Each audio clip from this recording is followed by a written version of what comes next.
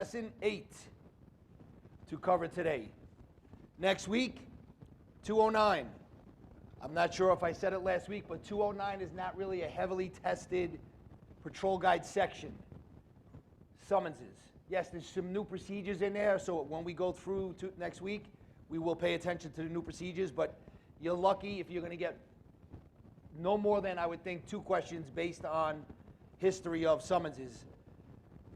Right off the bat, when you're studying, from what I remember, I think it's 20936, electronic summons tracking system. That is probably always on every exam because we had that summons scandal years ago, and that just blew up, and a lot of people got jammed up.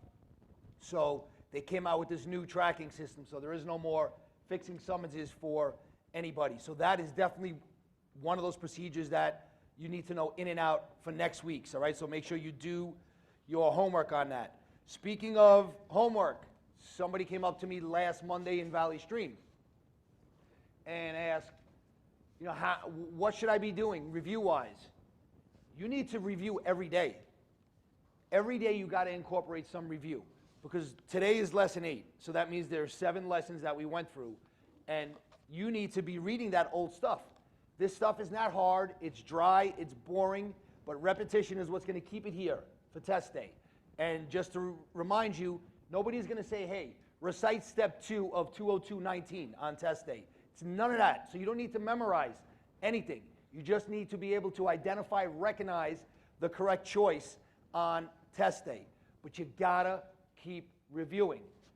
To tell you what I used to do in case you forgot from week 1, every day when I would start my studying, I would start with acronyms. That was like my warm-up. Like if you go to the gym and you want to get the blood flowing, you ride the bike for 5 minutes, I would take my list of acronyms and I would write them on a scrap paper.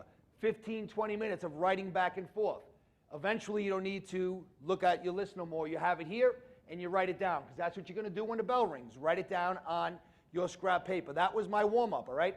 Then I would go into whatever I'm responsible to cover for class for next week. I would make sure I read that from the actual patrol guide. Same thing as the key guide. Read it right from there. You want to get that verbiage down. Definitely need to read the patrol guide, key guide, at least one time. I never read it more than one time. After I read that and was prepared for next week's class, I would pull out an old packet. Today I'm going to review 202, and I would read through the packet.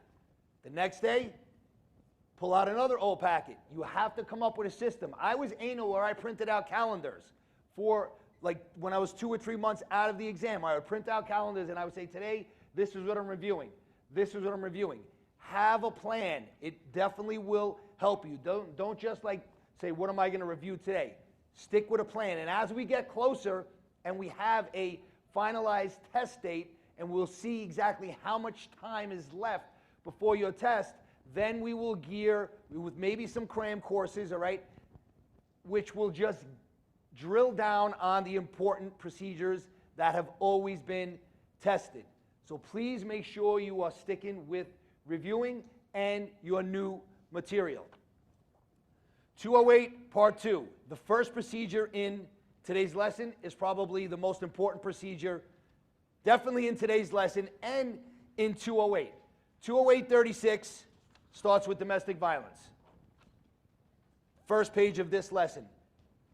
Also, another important procedure that's in 208 is 208.37, which is domestic violence involving us, UMOS members of the service. It's not in today's lesson. What we do with that is, because if you're involved in domestic violence, most likely, not all the time, it's going to lead to maybe a modification or a suspension, not all the time. So we lump that into the discipline procedure, the old 206. So that will be covered in 206 when we cover CCRBs, corruption, command disciplines, all right? But that's definitely another important procedure.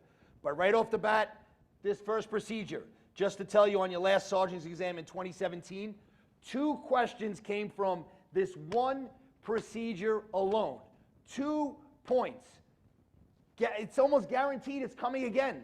So what does that mean? If I'm sitting in your seat, I'm going to know this in and out as best as I can, because I know they're going to hit me with a question or two, and I'm not going to give it up, all right? So let's start right at the top. Family offenses. It says, we arrest for any offense between family members. This means that when it comes to making an arrest, we don't need to know what is considered a family offense, since we arrest for any offense. Follow the arrow to the box. The list of family offenses come into play later in concurrent jurisdiction and primary aggressor analysis. Yes, so let me just try and break this down a little bit.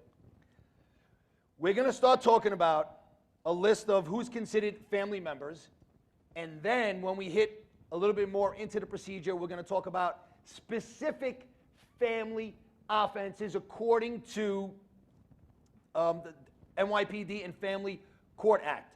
This first line told you we arrest for any offense. So when we're dealing with family members that do something to somebody else, you don't have to think, wait a second, are we going to make a collar? Is this a family offense? If it's two family members, we are collaring. It doesn't matter whether it was a family offense or not, all right? So please remember that rule, and it will become more clearer as we go through. What we do need here is the definition of a family member.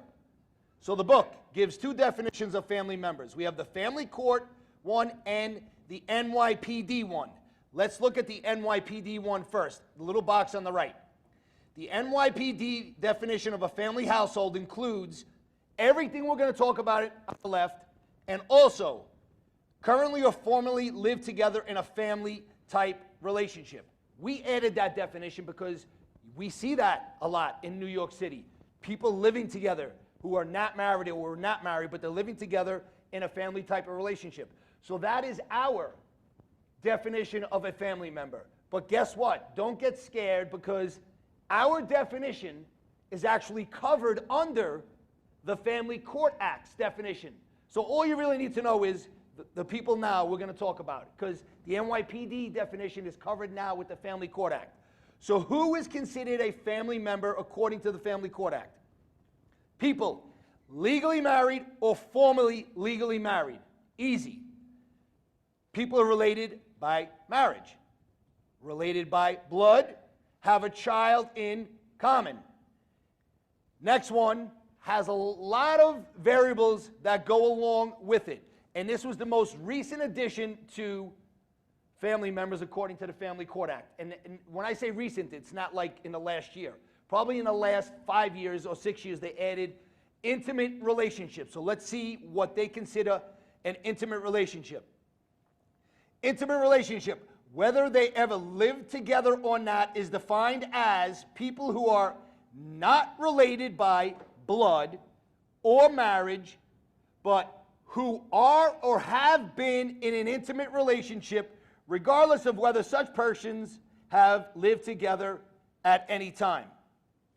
You will consider the nature or type of relationship. It does not have to be sexual. I would highlight that, because it sounds, when you hear the word intimate, you think it should involve sex, but it does not have to be sexual. Consider the frequency of interaction, the duration of the relationship, amount of time spent together in either a work or leisure-related capacity, shared expenses and or finances, extent of interaction with family members, etc. I would highlight the next line. An intimate relationship does not include casual acquaintances, nor ordinary business, educational, or social friends. Does not include. So I'm just going to say me and the gentleman sitting over there on my left with the hat, the blue hat. Me and him, we are kind of an acquaintance from coming to class. This is all. I never speak to the guy. He doesn't speak to me. We see each other once a week on Saturdays. Would that be considered an intimate relationship? No. Now let's just say me and him decide, hey, let's go watch the Nets. Let's go watch whatever, a ball game. Let's go together out with our families to dinner.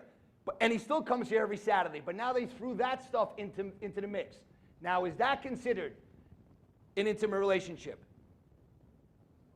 Why not? We're spending time outside of here, family time, going to events. Look at what the line says up above. Consider the frequency of interaction, the duration of the relationship, amount of time spent together in either a work or leisure-related capacity, shared expenses and/or finances, extent of interaction with family members. I said we're going to dinner with our families. Me and him are going to bowl games. If they add stuff like that in there, yes, it's going to be an intimate relationship. The main thing with intimate relationship is please do not think there has to be some type of sex involved, all right? I don't think they're going to drill down on the definition of intimate relationship and try and get you with that, but I'm just trying to give you guys and girls examples. Next bullet, if you're unable to determine, request the response of the patrol supervisor. That's a good test question, all right? If you can't determine, request the response of the patrol supervisor.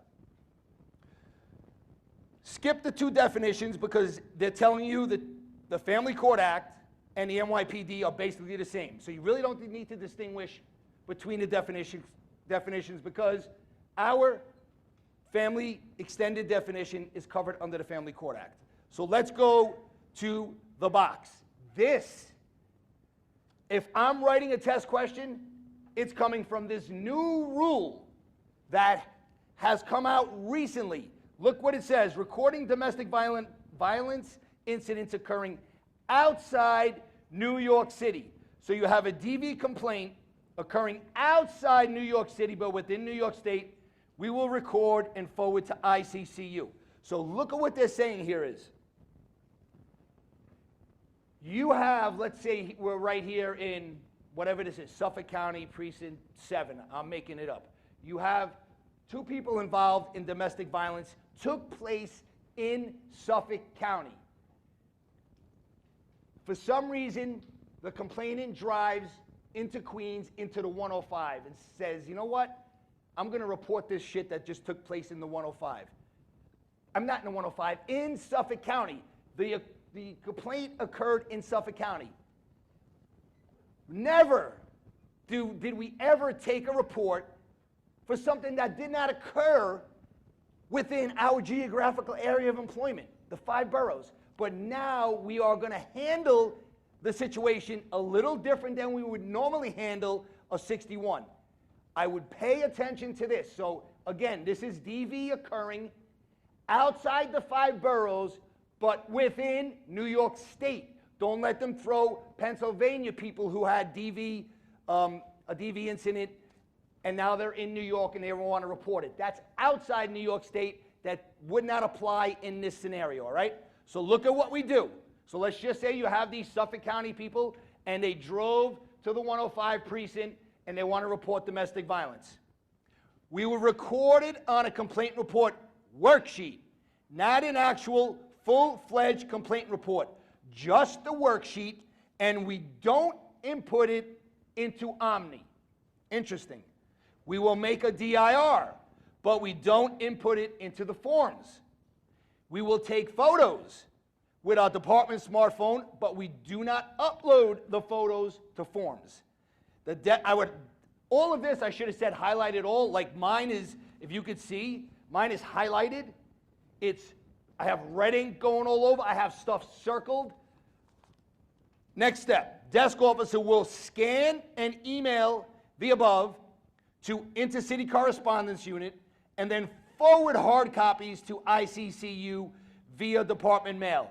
Watch out for that desk officer step, all right? He's going to scan, email, and also forward the hard copies via department mail. Now, where is it going? ICCU. Remember, I said it more than once. When you see something on test day dealing with outside the city, there's 2 units you should be looking for as an answer. The first one that I would be looking for is who? Operations. And now this unit has come into play more than once now. You saw it, right? Like in AWOL, the more than 4 hours, all right? Intercity Correspondence Unit. Under the box. Well, under the box that I drew, I should say. Another point to know regarding DV incidents occurring outside New York City. In an arrest situation for a family offense that occurred outside New York City, but within New York State, you will confer with Legal Bureau, make the arrest, if appropriate, and process as 4 other authorities. That's an easy statement to manipulate on test day. Confer with Legal Bureau regarding making the arrest. Somebody I would substitute Legal Bureau for would be ADA or even a boss, patrol sergeant, platoon commander, right? Definitely ADA would sound like a good choice to confer with. But just think about this. We want to speak to our lawyers. And our lawyers they work for the Legal Bureau. So don't fall for ADA on test day. And yes, you will process as 4 other authorities. Top of next page. So throughout the lesson where it says to input DIRs to forms or complaint reports to Omni, that's only if the incident occurred within New York City. I'm going to keep reiterating this incident that took place outside New York City, all right? I want you to know these rules cold because this is something odd and something new. Box on the right, we have abbreviations, just in case you don't know what they are. OOP is order of protection. Add a V to it means they violated an order. All right, here you go. Cop duties when you respond to DV. Obtain medical assistance if requested or the need is apparent. Ascertain facts. Interview persons involved separately. If their language, English proficient, it says limited English proficient, which is a procedure in 212-90, follow that. If they're hearing impaired, follow 212-104. 212 is a few weeks down the road. Interview and record names and statements of witnesses present at the time of occurrence. Collect evidence. Take photos with your department smartphone of all visible injuries, damaged property. Please don't let them fool you with the visible injuries. You respond to a DV incident and the victim says, I was assaulted, I was punched in my stomach. I can't even bend over, it's killing me, I think something is broken. Are you going to take pictures based just on what they just said? No. But if they pull up the shirt and there's a tremendous black and blue or there's a laceration, now we will take pictures. Visible injuries only, all right? If we need an interpreter, look what it's telling us to do. Avoid using bystanders or family members, but we may use them temporarily to stabilize the scene and gather information, but must use a certified MOS or language line service to verify the info before we finalize the job. Children should be interviewed, but not when feasible, used as an interpreter in any job, not just DV. You will determine the probable cause that any offense was committed. So a quick refresher from last week. What's another term for probable cause from law of arrest? Reasonable cause to believe. So determine the probable cause that any offense was committed. Again, from last week, law of arrest. Offense includes what? Offense includes what? We all know it includes felonies, misdemeanors. What do you think about violations? Yes, it does, all right? Offense includes violations. When we talk specifically about crimes, now we only are referring to felonies and misdemeanors from last week, law of arrest. If a felony was committed or a violation of order of protection was committed, we're going to arrest them, no questions asked. Easy, collar, all right? If a misdemeanor was committed, it says probably make the collar, but still no questions asked. So now we have a scenario here. Any misdemeanor or violation committed in your presence, arrest the perp. Do not ask the Vic if he or she wants an arrest made. So, misdemeanor or violation in your presence. You know the violation has to be committed in our presence, obviously, to affect the arrest, right? Still make the collar. It's almost like the felony rule or they violated the order of protection. We want you to make the collar. Don't ask the perp, don't ask the victim anything. But now, look what the next bullet says. If the Vic states, unprompted by us, that he or she does not want the violator arrested. The officer does not have to make an arrest, but you may still make the arrest considering the following: past history, current mental, physical state of defendant, observations at the scene, statements of violators and witnesses, presence of, access to, or threatened use of weapons, mental, physical state of the offender, will anyone in the house be at risk, including the elderly? If in doubt, highlight, arrest the offender, yes, over the victim's objections, yes, and if no arrest, have the victim sign your activity log, and if they say no, note their refusal to sign in your book. So a few things with the misdemeanor. Never ask questions. Do you want him or her arrested? Don't ask questions. They're going to have to come to you and say, hey, this is the first time he or she hit me. I don't want the person collared. You still can make the collar, all right? I'm going to give you some advice from being on the job. And some of you, I'm sure most of you handled DV incidents before. Maybe one or two in the room that actually were DV victims before they were on the job. Do not fuck around with DV jobs. If you called me to the scene as a sergeant, lieutenant, or captain, and you told me this is what happened, I'm going to say, everybody involved, you lock them all up. We let the DAs and the judges handle it. Because the last thing you want to happen, and it's happened, you go to a DV job, right, and the baby's mama, or whoever it is, I'm just used to saying baby's mama. Listen, the victim could be a male as well, right? They say, no, I love him, I love her, please do not lock him up. This is the first time, whether it's true or not, and you may feel bad for the person, right? You don't want to lock them up. You could have a kid in the background, don't lock my daddy up. You may feel bad. And then what happens? Whatever, you do your paperwork that you do, you finish your tour, you go home, and then what has happened in the past, the next day, when that cop woke up, they woke up to text messages saying, you remember that DV job last night? Well, they actually killed the victim. You don't want that. Now you got to live with that for the rest of your life. Lock them the fuck up. Yes, I said it on camera. You are allowed to, okay? They don't tell you whether or not you lock them up or not. All right, what happens when we go there and the perp fled? We're not going to search for a violation. You can cross out that line in parentheses.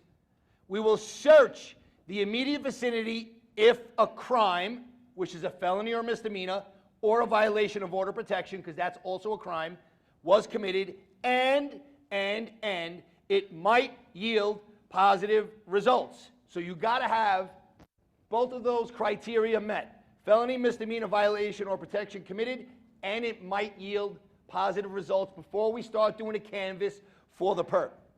Advise the vic to call the police if she has further contact with the perp. Instruct her to request an arrest and present the DIR as proof of a previous complaint. Sorry, next page. Complainant vic says there is an order of protection. So we have a whole page dealing with orders of protection, and the rules changed a little bit. Just remember this. Whether it's a New York State order of protection or an out-of-state protection, can we, at the end of checks and not checks, if we don't actually verify or see an order at the end of this whole page, can we still effect an arrest for that violation of order of protection if we reasonably believe one existed? Yes, we can. So don't forget the end result. We could still make the collar. But there's stuff in between that they could ask on test day that we need to do before we would make the collar. So if they say there's an order, request complainant vic to produce the order. That's easy. If they cannot produce it, you can print the copy from eJustice New York app. So now everything I'm talking about is all new from your last sergeant's exam. And just to reiterate, the people writing your exam are going to be sergeants, I believe it's 5, and 1 lieutenant. So all of those people took promotional exams already, and they know that this was never on any exam. So if you're sitting there and you know that this is new, I would be like, we need to write a question on this. Just like the DV incident that occurs outside New York City. That is new. We should write a question on it. This would be my thinking if I was on a panel writing your exam, all right? So this e-justice thing is new. So if they can't produce it, print a copy from e-justice. E-justice New York lets you print, save as a PDF from department desktop, or save or forward the PDF on department smartphones. But only family and criminal court orders can be printed. Supreme Court orders of protections are only available on the app or can be requisitioned by Central Records Division ID section. If a copy of the order cannot be obtained in e-justice, phone Central Records Division ID section to verify the order was issued, court of issuance, specific conduct prohibited, and the expiration date. So this is how we can verify the order. Do not let them get you with going to Central Records Division first. The first step or the first resource we should go to verify this order is the e-justice New York app. And if that doesn't pan out, now we call Central Records, all right? Z-Finest app also gives the order info, but no actual copy. Just search by name of complainant or perp. Confirm the order was properly served via either e-justice New York or Z-Finest. Violations of orders of protection, whether a family court or criminal court order of protection, is titled criminal contempt, which is not a family offense, so no concurrent jurisdiction exists. The collar goes to criminal court if it occurred in New York City. So just because we mentioned this term concurrent jurisdiction, I just want to throw it out there so you can have an understanding, because some of you may never heard about it, all right? And we're going to talk about it in detail, and it was asked on a prior exam. Concurrent jurisdiction basically means that the victim, complainant, however you want to call them, has an option to deal with this incident that just happened. They have the option, hey, do you want to take this to family court, which is going to be basically used to mediate the situation, stop the violence, and keep the relationship together? Or the other extreme is, fuck that dude or that woman, I want him or her prosecuted. They can go to criminal court. That's what concurrent jurisdiction is. They have the choice, and we're going to talk about it some more. Even though they have the choice, they may start with criminal court, they can switch courts in the process. But there's going to be certain factors that have to be met to offer them concurrent jurisdiction. We're going to hit that on the next page, but since we talked about it, I just wanted to give you an understanding of what that means. So let me read that line again. Violate an order of protection, whether it's a family court or criminal court order, is criminal contempt, which is in the penal law, which is not a family offense, so no concurrent jurisdiction. Collar goes to criminal court if it occurred in New York City. But tell the victim they can file a petition in family court if they want. The violator must know about the order of protection, so either they were in court when it was issued or they were duly served. So ask the violator if they knew or have the victim verify knowledge. If necessary, and it's during business hours, call the court of issuance. Now we're going to talk about out-of-state orders. Yes, we can enforce them. Includes tribal courts in U.S. territories if the perp had notice of the order, which is same as above, and had an opportunity to be heard in court or is scheduled to appear for the order. Opportunity to be heard. What is that? They appeared in court or was served with the notice to appear but didn't show. Served with the order and notice to appear within 30 days of issuance of the order. So if it's good, signed by a judge, not expired, he had a chance to speak up, we will honor it and lock him up. If the victim cannot produce a copy of the order, make the same calls as above, and in addition, check statewide registry of orders of protection or order of protection files in NCIC. And here is the end result. I would highlight it all. If you cannot verify the order of protection, the uniformed member can still effect an arrest if you have probable cause the order existed based on credible info supplied by the complainant or victim or other credible source. Box on the bottom. If you're on patrol, you're in the precinct, and somebody comes up to you and asks you to serve a summons or order of protection, you will prepare and sign statement of personal service, give the white copy to the victim, File the blue at the precinct or PSA of service. Once served, put it in either the Z Finest or E-Justice New York app so future police action can be taken in a timely fashion. Next page. This procedure is lengthy, so please stick with it.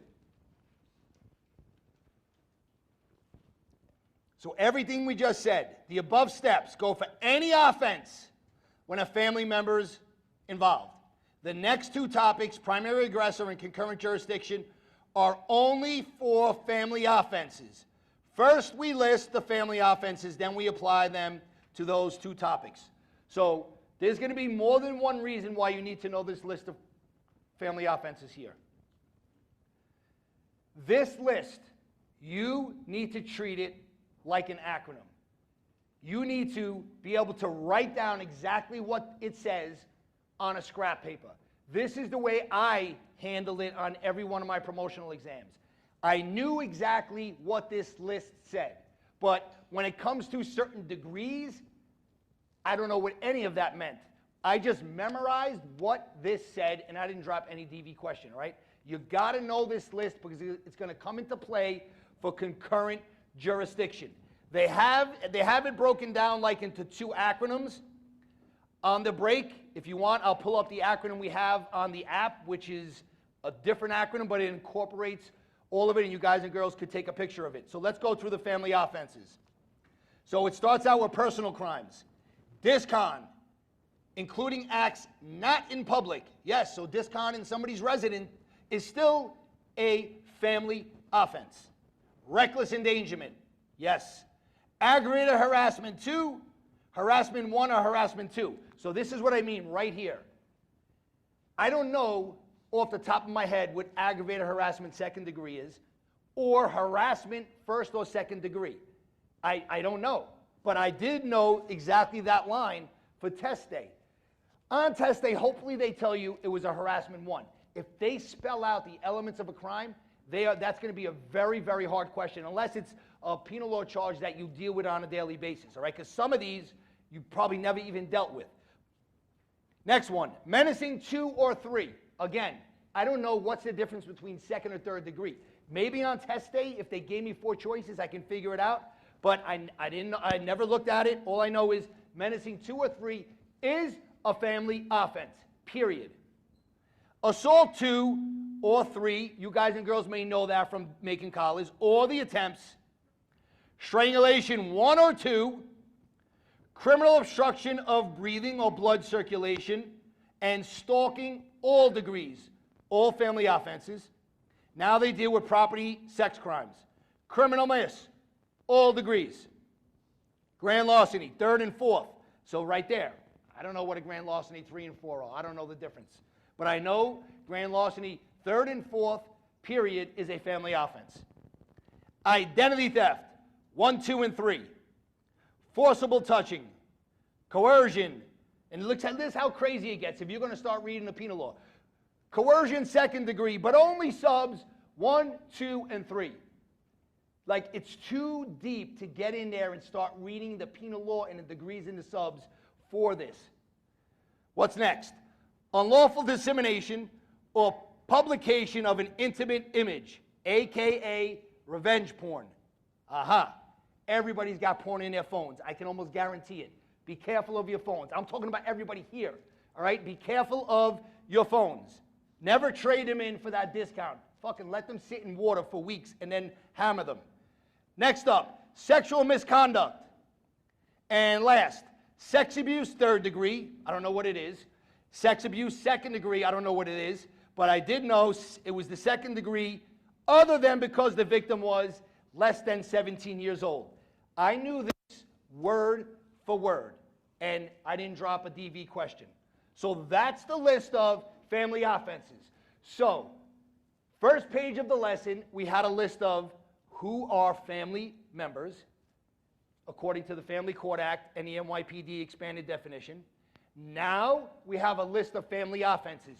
Remember from the first page, anything that goes down between family members is going to be what? A collar. It doesn't have to be one of these family offenses for the collar. Anything that goes down between family members equals an arrest. And if we have a family offense, I didn't mention it here, but hopefully you read it last week, is that ever going to be DATable?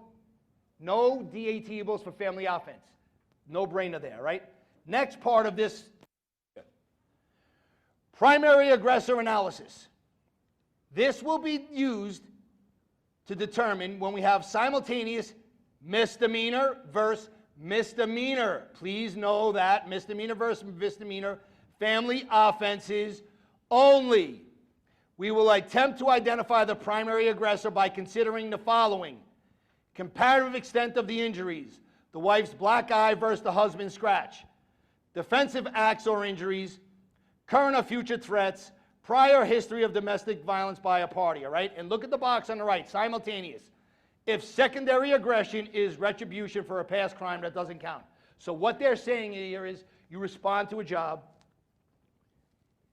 you have to determine who the primary aggressor is. But if there's a felony involved, that's out the window. Primary aggressor only kicks in if we have simultaneous misdemeanor on misdemeanor. Means, let's just pretend this person right here is a hot woman that I'm with, all right? We get into an argument, and I punch her, assault 3. While she's trying to defend herself, she scratches my eye. That is what primary aggressor analysis is. That's a simultaneous misdemeanor on misdemeanor, okay? So who is the primary aggressor based on what I just said? That should be me. I started this altercation. Now, same scenario. I punch this beautiful woman right here, give her a black eye. She doesn't do anything. I go out on the couch. I go to sleep.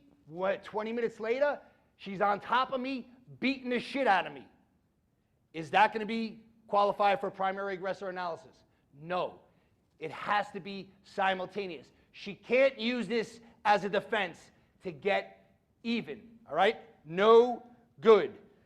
And just because of the world we're in, if you look at the first bold bullet, first sub-bullet, you will consider the comparative extent of injuries. The wife's black eye versus the husband's scratch. It could be the other way around. The wife could be jacking up the husband, and he could just be defending himself, all right? Yes, we portray the perp to always be the male. I'll tell you from experience. I'm married and living with a Dominican for 20 years. They are fucking violent, all right? In a good way. Love her to death, but they can be violent. She'll come and fucking throw some chancleta at my fucking head out of nowhere, all right? And I gotta have a bruise. But on test day, just don't think about the male has to be the perp. Especially with this whole cancel culture and shit. You never know what they're gonna come up with, some kind of scenario. All right, top of the next page. So you get there, and you have this misdemeanor on misdemeanor scenario. What do? Always, I love it's capitalized, but I still highlighted it. Always confer with the patrol sergeant, even if you know. Always confer. Always make a complaint report and a DIR for each party. So there's going to be a 61 and a DIR made for me, and there's going to be a 61 and a DIR made for my partner here, right? They're getting one of each. Arrest only the primary physical aggressor, but it says you may arrest a true victim if appropriate, and the primary consideration is prevention of future violence and safety of all household members.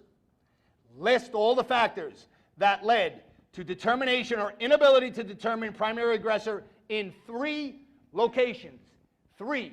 When you see 3, or even if you see 4 or 5 in the patrol guide, when you see a list, think about an easy question they can write. So where are we documenting the 3 times we determined or we couldn't determine they were a primary aggressor? First section, first spot is the detail section of the 61. Second, your digital activity log. And third is going to go into DIR in the results of investigation and basis of action taken section. If primary aggressor is identified, so I'm the primary aggressor, I started this, all right? Complaint report number 1 is made by the victim against me. Complaint report number 2 is made by the perp, me against the victim, and that's going to be closed to patrol. Each complaint report must include a statement in the details that either the offender was determined not to be the primary aggressor, determined to be the primary aggressor and the reason why, or inability to determine who is the primary aggressor. Next part. Concurrent jurisdiction. This was asked on a prior exam. Easy test question to make based on things that have to be present. And more importantly, they added something to this definition, so that makes it ripe for a question. So, concurrent jurisdiction can be handled in either criminal or family court if 3 pieces of criteria have to be met. Number 1, has to be a family offense. That's why I said you need to know those cold. Number 2, has to be committed by a family member. So you need to know the definition from page 1 of today's lesson. And then number 3, the perp is 18 years of age or older. I want you to just cross out the rest of that because I want to write something else in here that makes it easier to understand. So that for concurrent jurisdiction to exist, 3 things: family offense, family members, and perp has to be 18 years of age or older. But they added something in for 16 and 17-year-olds now. And so I want you to write what I'm going to tell you on the bottom of the page. You have plenty of space to write it here, okay? So here we go, and I'll repeat it more than once. If the offender is 16 or 17 years of age, again, it says if the offender is 16 or 17 years of age, concurrent jurisdiction only exists if the offender is charged with a felony level family offense.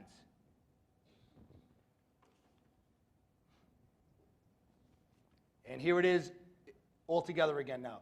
If the offender is 16 or 17 years of age, concurrent jurisdiction only exists if the offender is charged with a felony level family offense. If you missed some of it, see me on the break and you could write it. So that is the most recent change to concurrent jurisdiction. Family offense has to be there. Family member has to be there. The age, 18 years of age and older, was always the age. Now they included 16 or 17, but not for every 16 or 17. They had to commit a felony family offense. Definitely know that definition cold. Top of the next page. There's a lot of stuff left just in this first procedure. I want to get through this procedure and before you guys and girls go on a break. So you get there and you're informed the violation was committed outside of your presence. If concurrent jurisdiction exists, inform the complainant they can go to either family court or the summons part of criminal court or both. If no concurrent jurisdiction exists, refer them to the summons part of criminal court. The victim must have the offender's address available for eventual service. What do we do with the 61s that we're going to take? Keep them open, close them, basically answer, would you have arrested them? And that would determine what you do with the 61. So you get there and you find out a violation was committed. Now when I say violation, I'm not saying violation of order of protection. I'm talking about violation. You're closing that. Felony or violation of order of protection, you're keeping that open because we got to make a collar. Misdemeanor, open if she wants him arrested, or misdemeanor open if she doesn't want him arrested, but we believe an arrest is warranted given the criteria that was present at the scene. If it's open, mark it referred to the squad. If it's closed, close it to the court the complainant Vic was referred to. Note in the details of the 61 if there was an order of protection, and if so, which court issued it, possible location of perp. before we go to the DIR part, box on the right has all the radio codes for family and juvies in there. Anytime a radio code appears in a patrol guide, gotta know it. And they asked this on the past. I know 2 questions right from memory that they asked. Stolen vehicle, and the other one was something to do with DARP tow. And those are in the patrol guide. So if it's in the guide, please know it. You probably all know your radio code dispositions anyway, but if you see it in a guide, make sure you know them cold. You would hate to give up a question. What was a DARP plus other tow? Was it 99T5, 99T6? I'm not saying what is right or what's wrong. I'm just giving you an example. Imagine dropping a fucking question based on a radio code. Do not, all right? All right, so now filling out paperwork, the DIR. First, advise the VIC of shelter and services with 24-hour domestic violence hotline as per the New York State Family Court Act. For founded incidents, like a conflict, dispute, etc., if it's a radio run, the ICAD number will go on the DIR. For unfounded incidents, don't make a hard copy, but you will input into forms. And here we go, highlight. If the incident occurred outside New York City, founded or not, you're going to prepare the hard copy of the DIR, but don't upload it to forms. What do you do with it? Forward it to the desk officer for review. And I'm going to reiterate, the desk is getting some more stuff, and the desk is going to do what with it? Scan, email, and then forward hard copies to ICCU via department mail. In the incident narrative section, put the factors used to tell if there was or wasn't a primary physical aggressor. Also in the incident narrative and details of the 61, write the answers to these questions. Where does the perp work? What are his normal hours? Does he drive a car? State and plate if known. Other than home, where is he likely to be found? Get as much detail as possible. Email address, social media profile, including all account names. Put arrest or investigatory evidence, including photos, uploaded to forms in the appropriate captions. Here it is again, highlight, if occurred outside New York City, don't upload photos to forms. Instead, look what we're doing. We are vouchering the photos and attaching to the Scratch 61. Because remember, that's all it's going to be, is a Scratch 61. It's not getting entered into Omni. We're just going to do a Scratch 61, all right?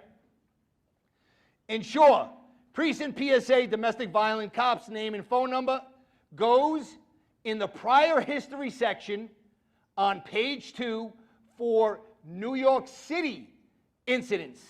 Makes sense. We don't need Suffolk County calling the DV cop in the 7-3. Knows nothing about this family, all right? New York City incidents. Advise all parties DV may contact regarding this New York City incident. And if outside New York City, inform them we cannot investigate, but we will forward the DIR to the appropriate jurisdiction, instruct them to contact that jurisdiction. Top of the next page, still continuing with preparing a DIR. Reporting officer's tax number, not the shield number. Tax number goes in the caption titled reporting officer. Could be a cheap question that they could do. Hopefully they wouldn't do it. But you just got to remember, for this piece of paper, your tax number is going there, no shield number. Give copy of both pages, pink, and the victim rights notice, which is also pink, to the victim complaint if they're present. Have the VIC complete statement of allegations supporting deposition, page 2. All MOS, ensure the statements of victims, whether at the scene or in writing on a DIR, are translated as soon as possible to determine if further police action is necessary. ID of any interpreter used gets listed in the section called Interpreter Service Provider Name. If it's done in a foreign language, the DIR must be transcribed and translated as accurately as possible. The desk officer reviews the DIR to see if the statement of allegation is done in a foreign language. And I just lost where I was reading because I'm trying to adjust to these new glasses. The desk officer reviews the DIR to see if the statement of allegation is done in foreign language. If so, follow 21290. Do not enter refused, or same as page 1 unless the victim actually refuses. DIRs are potential Rosario, so if an arrest is made, AO has to give a copy of the incident DIR to the ADA. That's policing 101, we know that. Domestic violence cop, when requested, will make all DIRs regarding an arrested person available to an ADA. Next section talks about guns, and there are rules when it comes to guns.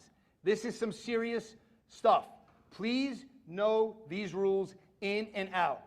We must question persons present regarding the presence of firearms. We will seize any firearms and the license and permit if they have one. And when they say firearms, look what it includes on the right. Rifles, shotguns, antique firearms, electric dart guns, disguise guns, imitation, etc. Almost anything, all right? So seize the gun and license permit if, first scenario, order of protection exists against the holder, period. Look what it goes on to say. Doesn't have to say that he actually violated the order. If there's an order, period, we are removing guns and license, whether or not the perp violated the order of protection or not. Next scenario. Physical force or the threat of is involved in the incident by anyone, the bad guy or not. Anyone, we are taking the guns and license if we could get them. License holder is arrested regardless of the charge. Take the gun and license. Or we're leaving it up to you. You believe the presence of these firearms creates an imminent risk of physical injury. Take the guns and license permit.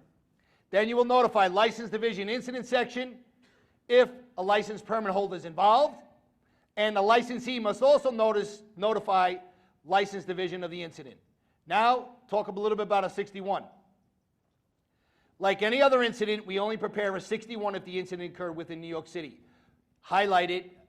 But for DV, and again, this is new, we will record non-New York City incidents on a complaint report worksheet.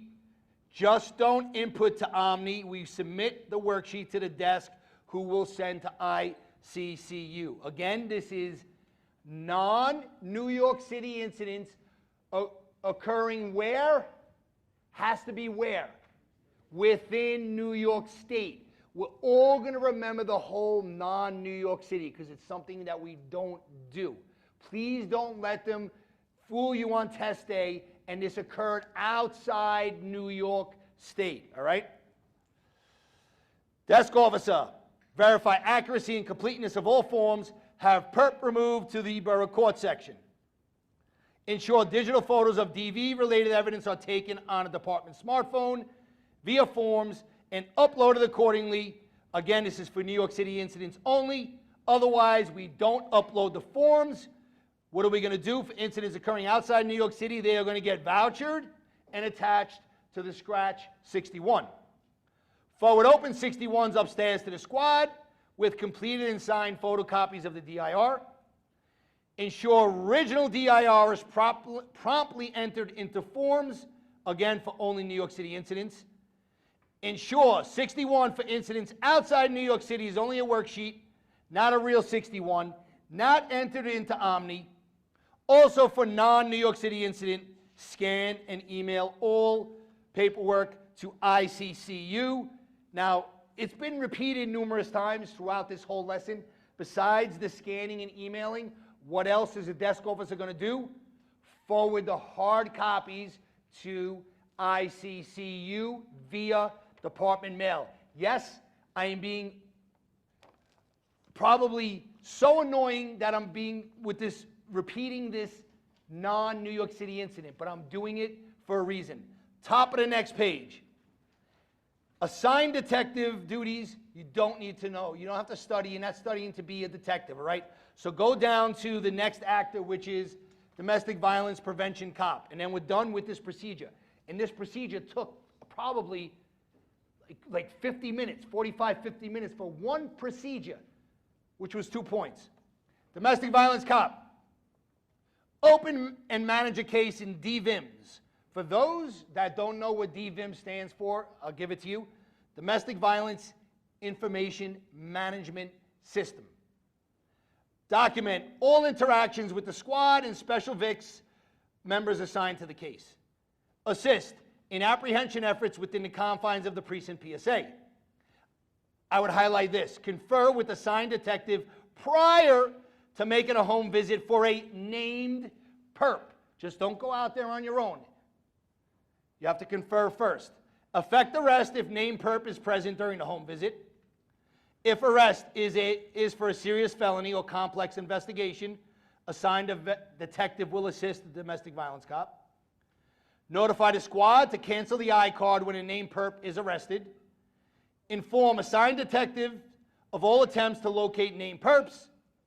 And then the bottom just has some information regarding DV sweeps.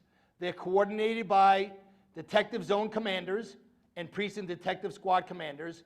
And it will include precinct and PSA COs, SOLs, and what you're studying for, domestic violence unit sergeant. And the purpose of a sweep is to expeditiously apprehend multiple named perps. A lot of stuff in this one procedure. Gotta know that one in and out, please, all right? Let's take our first break and we'll continue on with more DV. Somebody came up on the break about filing. Filing is still open. I think it ends without looking the 22nd, am I correct? Please file. Like, don't wait any longer. Like, so you just don't want, if you don't file, you can't take a test, all right? So please make sure you get the filing in. For those, we may have a link on our website that will bring you right to the filing. We may. And if it gets done, it will get done sometime this weekend. So if Monday morning comes and if Sunday night comes and it's not there, we don't want to see an email. Where's the link that I was promised, all right? It will be there, okay? We're all grown men and women here. Let's go to page 9. Taking pics of DV. UMOS comply with 20836, which the whole procedure we just covered. Determine if photos must be taken and ask the victim if they're willing to be photoed. Explain their evidence for prosecution and civil court. If they're not willing, I would highlight this, you will note their refusal in your book, and if possible, have the victim sign the entry. Also note it on a DIR and a 61. Photograph with department smartphone. We don't voucher the photos, instead we upload them into forms. Use these tabs in the app database, domestic violence, DV photos, take picture, highlight, just to keep hammering the shit out of this. If the incident occurred outside New York City but within New York State, don't upload to forms, instead print them, attach them to the 61, and now we will voucher them. Photograph visible, like I said on the first page of this lesson, visible injuries, and a photo of the Vic from waist up for ID purposes. Take other photos as necessary, including but not limited to weapons, damaged property, overall scene to illustrate disarray. If no arrest, I would highlight this, take a photo of appropriate recent photo of the perp on the victim's phone or other source. Photograph threatening social media post, text, and if an order of protection was violated, photograph calls, if there were made or repeated threatening calls, photo the victim's call log, including photo of perp's contact info and victim's IMEI number, photo any apologetic text, or anything else that would indicate they're involved and guilty. Photo other evidence like the caller ID on phones for aggravated harassment, flowers, cards, notes for stalking, blood on clothing, hands, or ripped clothing of either the perp or victim. Look at the next line. Yes, we just said the photo, blood on clothing. Don't stop there. That clothing now, that bloodied, whatever it is, shirt, undies, whatever it is, all right? Photos don't substitute for vouchering physical evidence. We will voucher that physical evidence if we have it besides photoing it. On a DIR, ensure Photos taken box in evidence section of DIR is completed for New York City incidents. After putting photos in forms for New York City incidents on your smartphone, press save. This reserves a DIR number. Document that number on the scratch of the DIR and in your digital activity log. Domestic violence cop, you will do a daily review. So we haven't seen time frames in a few weeks, if I remember correctly, like weekly, daily, bi-monthly, 30 days, 5 business days. Here we go with a time frame. I told you time frames are easy questions to make and just manipulate. Daily review, completed DIRs, finalized 61 printouts, and photos in DVIMs to ensure that photos for DV were taken as necessary. Follow up with victims and take digital photos as necessary. Special attention to injuries that weren't visible at the outset that are now visible. Add additional photos through forms using the maintenance tab. Training sergeant pops up in here for one duty. Ensure all your MOS assigned to the command are properly trained in taking and uploading domestic violence digital photos. One step. Do not let them get you with one step. You see when it says make sure they're properly trained in taking, uploading. Let me just break down a statement this way. If you hear ensure all MOS assigned to the command are properly trained, when you see that, properly trained, you should be thinking training sergeant.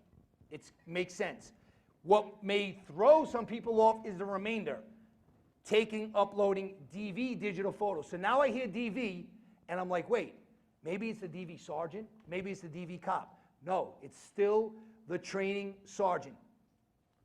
I don't think they would do it, but I'm just trying to arm you, have you best prepared for any little bullshit tricks that they may come at you on test day. Next page. Last DIR DV procedure. DIR database. Uniform member to service.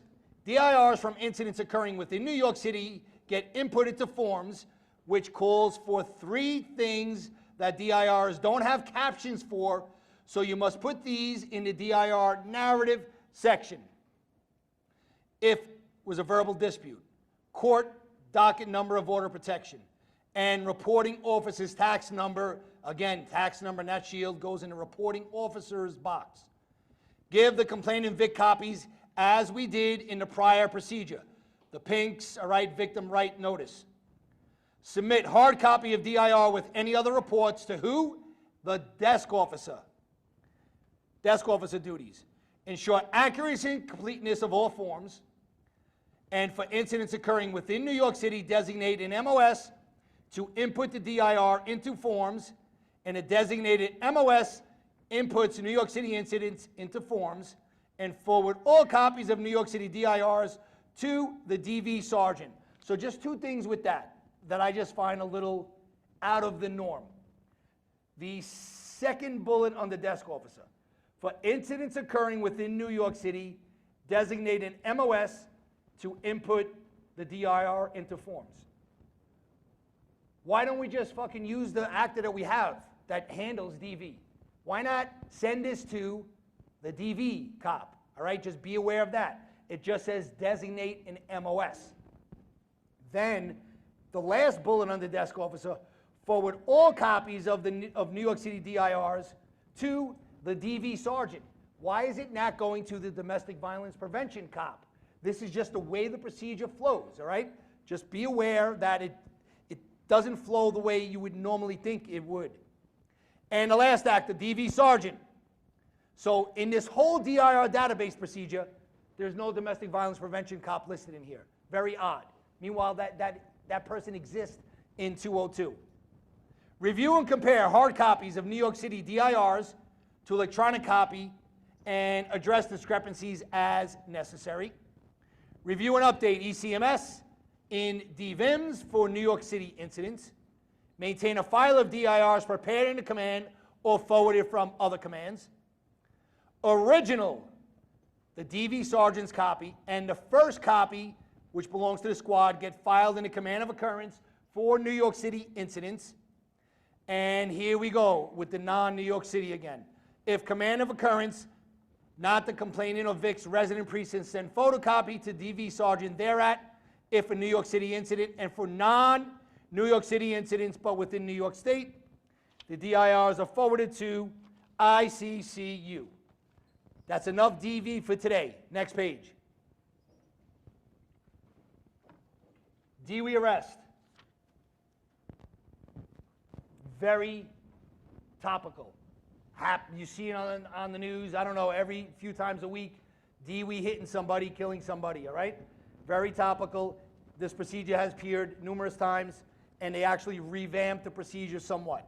So, DWI arrest. AO, you make a DWI collar. Request the response of the patrol supervisor. Patrol supervisor, respond to the scene and verify arrest. Remember from last week, first part of 208, who determines validity? Desk officer determines validity. Patrol sergeant here verifies arrest. Be careful of the wording, okay? So on test day, if they say patrol sergeant, you determine validity of the arrest, that is no good on test day. That is a desk officer duty. Direct the AO to request Central to dispatch Highways IDTU to designated testing location. Ensure the time of arrest is stated when making the request. SRG and Citywide Traffic Task Force DWI units who are trained and certified techs will do testing for the people in their own units. So on test day, don't use them for an outside collar. Even if they happen to be processing a collar at the testing location, on test day, that is no good. They only do the test for people in SRG or Citywide Traffic Task Force, their own people. Direct the AO to take the perp directly to the testing location in a department vehicle, assign adequate personnel without undue delay so the IDTU tech starts the test within 2 hours from the time of arrest. If the perp is hospitalized, Highways Tech will respond to the hospital to conduct an appropriate test. Have the vehicle removed to the precinct of arrest for safeguarding and follow 218.19 if seizure of vehicle is warranted. So in this procedure, you gotta just be aware of who you are. You have the AO, you have the patrol supervisor. Then you're gonna have the desk officer at a testing location, and then you can have your desk officer at the precinct of arrest. On test day, it can be all one and the same. But on test day, I think they would make it separate actors, right? You have a collar in a 7-9, and the testing location is in the 7-8. You gotta know who you are on test day. They will tell you who you are, so you don't have to determine what the testing location is. They'll tell you all that. So we are still on the patrol sergeant. Notify desk officer, precinct of arrest regarding details. Do me a favor, cross out and put a period and capitalize I. Sometimes the ands and the commas confuse you when there's two things mixed in one statement. So the patrol sergeant will notify the desk officer, precinct of arrest regarding details, period. Always, always, always, always, he's got to fill in the desk officer. Now, there's a big if. If the prisoner caused SPI or death to another, or SPI to themselves, now you will inform the desk officer to notify operations and request a notification is made to the DA's office. I would watch out for that statement. There's a big if, and do not let them have you, the patrol sergeant, notifying operations and the DA because the perp caused the death. No, you, the patrol sergeant, will tell the desk officer, hey, you got to notify ops and the ADA because somebody was killed. And there is one other bullet that belongs under the patrol sergeant, but when it got formatted, it's screwed up here in the paperwork. So the next actor we have is desk officer, precinct of arrest. The second bullet, if arrestee, belongs to patrol sergeant. So if you want to just draw an arrow up there, that's where it belongs. So I'm going to read that bullet. This is the last step of the patrol sergeant. If arrestee is an MOS, immediately notify CO duty captain. This is for DWI arrest, all right, patrol sergeant duty. Now we're at the desk officer precinct of arrest duty. Notice, precinct of arrest, not testing location. You got to know who you are. Make command log entry and roll call entries with AO's post change and the RMP number used to transport to testing location. That next bullet, remember, belongs to patrol sergeant, so skip it. Notify operations for notification to the DA if we have an SPI or DOA as above.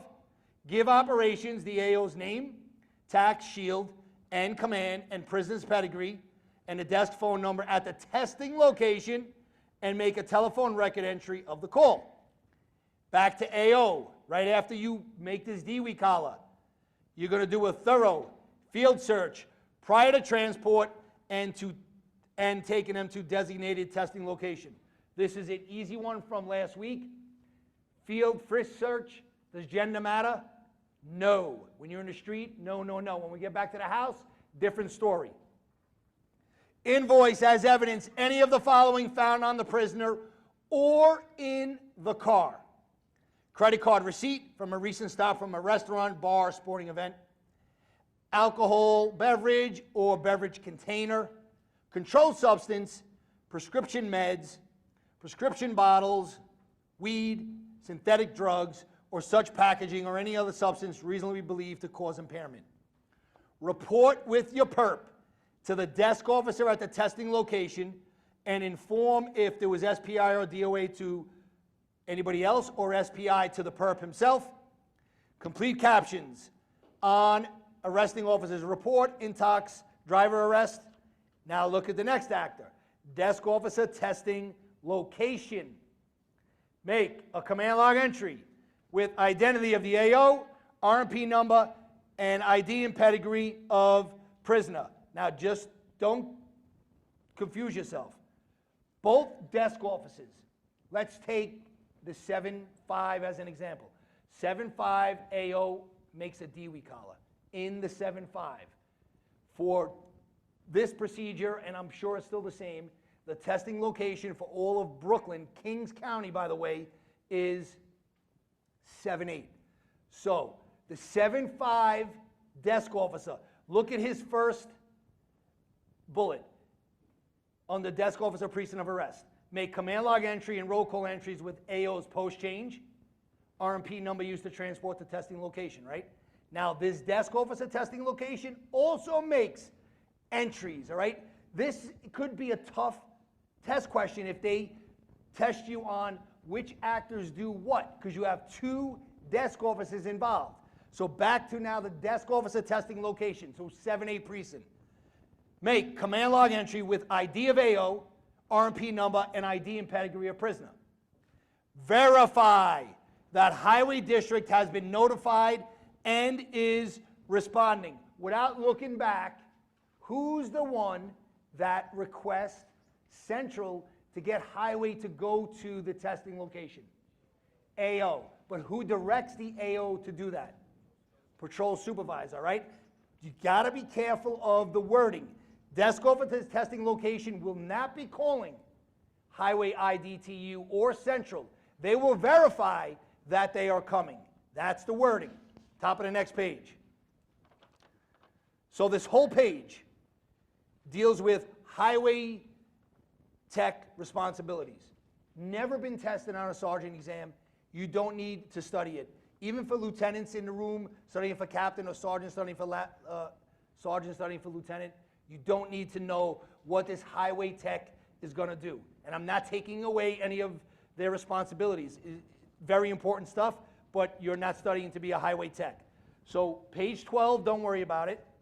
Page 13, we're going to start with AO. This is after Highway did all of their shit in the testing location. AO, on video, after the test is done, comply with interrogation warnings to persons in police custody. Any toxicological samples like blood, urine, saliva get vouchered in pets and delivered to the lab without delay. So just highlight the without delay, because they may have that whole statement and then they say, you know, you can secure it in the property locker until it can go down. No, it has to be taken down without delay. With each specimen box, forward the 61, the voucher, and a request for lab exam. Now, in the details of the request for lab, they want you to write this different wording. I'm not even going to read it. You're not going to be tested on these 3 different sentences that would go in the details of the request for lab. Just make sure you know a request for lab is getting done. Prepare online booking worksheet, and in a narrative, you're going to write the make, model, year, color, plate, and state of the perp's vehicle. If there is no actual metal hard plate on the vehicle, you're going to record the temporary or alternate plate. Also in the narrative, you're going to write the rank, name, and shield number of the IDTU tech and the date and time the test was conducted. Now we have a little obstacle here. If the prisoner is under the age of 21, if breath test reading is .02 or more, but no more than .05, comply with 20841, arrest person under 21 operating a motor vehicle after having consumed alcohol, but don't follow 20841 if they refused and are believed to be intox or you think they're on drugs. Also notice that above it basically says not to follow 20841 if their blood alcohol content is .06 or above. That's never been tested, and neither has 20841 been tested, so which is in today's lesson, which I'm not going to cover. Again, if I don't cover it, doesn't mean don't read it. You could read it once, but that's not an important procedure, okay? Desk officer testing location, we're back at. So the 7-8 desk. Review the online worksheet for accuracy and completeness to verify perp's vehicle info. Ensure prisoner is transported to the borough court section facility as appropriate. Top of the next page.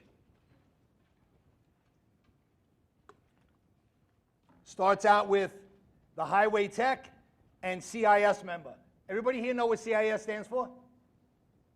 In case you don't, Collision Investigation Squad. And I'm sure there's one person in the room that has never made a DWI collar and has nothing to be embarrassed about. 25 years, do you know how many DWI collars I made? And I probably, if I remember, before I got promoted, I was up in the 600 collar range because I just love to fucking take people's fucking freedom away that deserved it. One DWI collar in 600 and change collars. So when I was studying was like, oh shit, I don't even know what to do with this, all right? So in a way, if you never made a DWI collar, this is probably good because what you did in reality for a DWI collar is probably not following what the book says. So sometimes that helps you because, again, what we do in reality, we don't follow the book word for word. So CIS stands for Collision Investigation Squad. That person falls under highway. Don't worry about their duty. Go to AO. So AO, if such injury as per 217.02, the injury they're talking about is right up above, the sentence above. DOA, seriously injured, likely to die. Critical injury, which I think I mentioned weeks ago.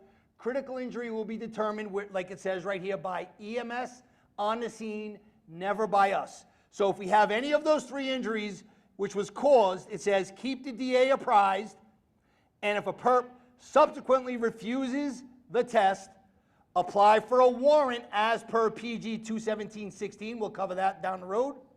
And this warrant you're applying for is not for the perp causing SPI to themselves. It's only because they killed somebody or caused SPI to another person or critically injured another person. Notify ADA of a previous arrest for same crime within the past 10 years. If collisions involved, bring a copy of the PAR to the ADA in the complaint room. No DAT unless hospitalized more than 24 hours. I want you to cross that out for now, and I'm going to touch on it at the end of the procedure. So before we even go further from DATs, in DATs, hopefully you read it, can you DAT for DWI? In DAT procedure. In DAT procedure, you cannot give a DAT DAT for a DWI. No good. Everybody, I don't think I covered DATs last week. No good, all right? There's going to be an exception in today's lesson. You know what? Since we're here talking about it, let's just go to it. Flip over, page 15, the last bullet before the next procedure, because we just mentioned DAT. You may give a DAT if the perp is hospitalized more than 24 hours. So right there, if they're going to hit you on test day, they're going to use the 24-hour. So more than 24 hours, you may give a DAT. Even if the perp refuses a test, you can still DAT, but no DAT if seriously injured, likely to die, or they killed somebody else. And notice in this line, it doesn't mention critical injury like we saw earlier, right? So there is a little bit of a conflict here. In the DWI procedure, you possibly can DAT the perp. Hospitalized more than 24 hours, didn't kill somebody, or SPI. In the DAT procedure, you cannot issue a DAT for DWI, period. So typical NYPD, they have a conflict, and this is going to happen more than one time. That's one reason why they were trying to fix the guide, which that project stopped now. You got to just be guided by the question. If they're asking you a question regarding straight up DATs, 208, I think it's 2728 and 20881. Straight up DAT question, DWI cannot be DAT'd. If they're asking you a question regarding DATing somebody for DWI according to the DWI procedure, now you're guided by the DWI procedure. And yes, you may DAT, again, if hospitalized more than 24 hours, blah, blah, blah. All right, that's the way you handle any conflict. Now flip back to page 14. So that last bullet where it says no DAT unless hospitalized, I would just cross it out because the more accurate statement is already covered on the next page. Now what about this perp, this DWI? Does he have a right to an attorney? The prisoner's request to contact an attorney will not be denied under any circumstances, but a request to consult. Two different things, contact and consult. Consult with an attorney prior to testing will only be allowed if it won't delay the test unnecessarily. Makes sense. Yes, we'll allow you to get on the phone and call your attorney. But now, if you want to consult, you want to have a long conversation, or we're waiting for him to come in, and it's going to delay the test because we want you tested within the 2 hours, no good, okay? But if the lawyer calls us and says they represent the perp, we must inform the prisoner and allow them to consult with the attorney before the test is offered. If a prisoner requests to contact an attorney, ask him if he has the attorney's name and number. If not, give them a phone book. They still exist? I guess so. Give them a phone book if available and access to a phone for a reasonable time. After 15 minutes, advise them that their time is up and they must give us a yes or no answer. If the answer is no, or they fail to give a clear yes or no answer, the highway tech will read refusal warnings. Absent a prisoner's request for an attorney, there is no obligation to inform the perp prior to testing that they may consult an attorney. Perp's conversation with attorney may not be recorded, so you will turn off the camera while the perp talks with their attorney. What if the perp wants to be tested but only by his private doctor? If he only wants his private doctor, that's not happening. He's not going to be tested by his private doctor. Basically, we will allow him to be tested by his private doctor after he does the NYPD test. If he refuses our test, no test by private doctor. Top of the next page and we're done with DWI. Now look at the ACTA. Desk officer, that's it. Before we talked about desk officer precinct of arrest, desk officer testing location. Now the book says desk officer. The guide actually says desk officer concerned. So whoever this applies to, this is your duty. So if you want to write in there concerned after desk officer, go right ahead. So the desk officer concerned, observe private doctor's test and an entry is made in the narrative of the online. And we capitalize that word direct because the desk officer does not make the entry. Direct an entry is made. Entries include name and address of doctor, time and date of the test. If performed in the borough court section, the desk officer down there calls the precinct to inform the AO. Hospitalized prisoners who are DWI. IDTU tech responds to the hospital, conducts appropriate tests, prepares a form called Intox Driver Exam, Blood and Chemical Test Analysis Report. AOU will prepare Arresting Officer's Report, Intox Driver Arrest and Interrogation Warnings to person in police custody. You will distribute copies of all reports as indicated on the form. Let me stop you there because it's been asked before. It says distribute copies of all reports as indicated on the form. We don't know if you're going to have an in-basket. We assume you are. The job hasn't made a decision yet, just like they haven't decided is it going to be on computer terminal, what's the exact date. All of this has to be decided very soon, and it will be decided. What I'm going with is, if you have an in-basket, you're going to have a bunch of paperwork, like you saw in our first in-basket, forms and reports. If you see a question that says, the buff copy of X, Y, and Z should be sent where? Do yourself a favor and look in your in-basket. That form may be in the in-basket, and they did this in the past. The form was in the in-basket. The question was not part of the in-basket. So the in-basket was question 1 through 15. You did it. I'm just going to say he was making it up. Question 7, he said, where does the buff copy of such and such form go? You're looking at yourself like, really, they asked this fucking cheap-ass question? But you know what it really was? An open book question. All you had to do was go to your in-basket. A lot of our forms on the top or on the bottom or even on the back say, distribute as follows. So just pay attention if you see one of these odd questions like, where does the buff or the pink copy or whatever go? Back to third bullet on the hospitalized prisoner. If a prisoner refuses to submit to any chemical test, comply with refusal steps that we just covered on the prior page. And then that whole DAT line we already covered. Go to page 19.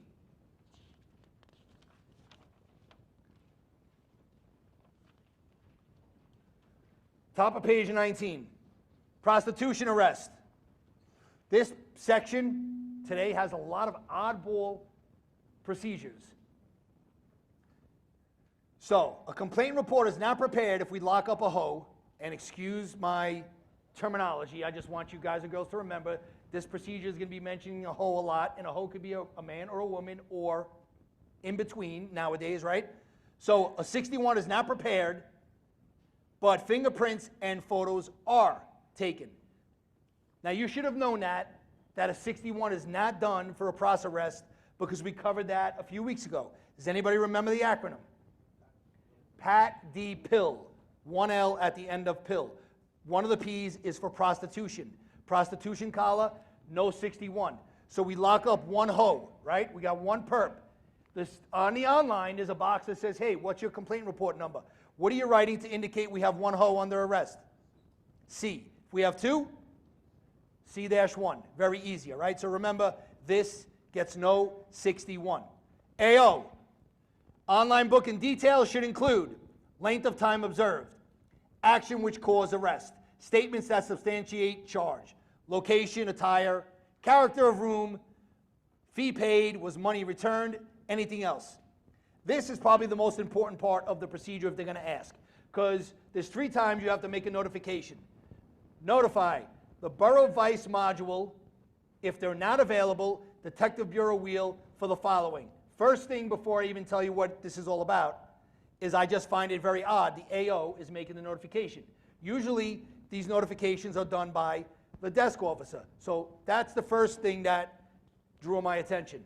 So now the AO will notify the Borough Vice Module if the hoe is less than 18. Less than 18. You're going to be fixated on 18. Less than 18 and they're hoeing. Make the call. The hoe claims to be compelled to be a hoe. Make the notification. or the hoe has been transported across state line for the purpose of hoeing, prostitution, make the notification. 3 times. Again, list of 3. They stick another one in there, and it's an easy question to write based on these 2 lines right in front of you.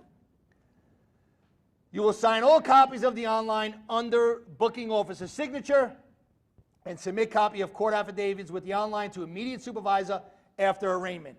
Next procedure. There is not much there,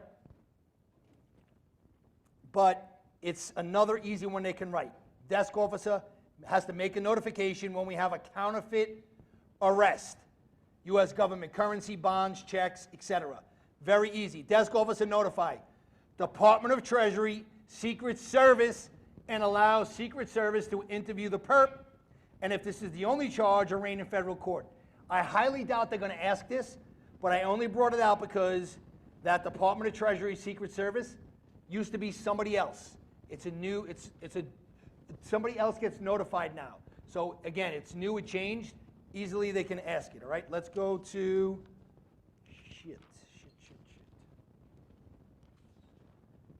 page 23. Foreign nationals. Foreign national is a nice way of calling somebody an alien, okay? Believe it or not, the patrol guide procedure used to be called aliens. I guess it's offensive, all right? Who is a foreign national? Person who is not a U.S. citizen. This was actually asked, not this procedure, but another procedure in here dealing with foreign nationals on my sergeant exam. And I didn't study it because I didn't think it was a big deal. I gave up that point. And let me just show you what I'm talking about right now before we go into the procedure. If you look at page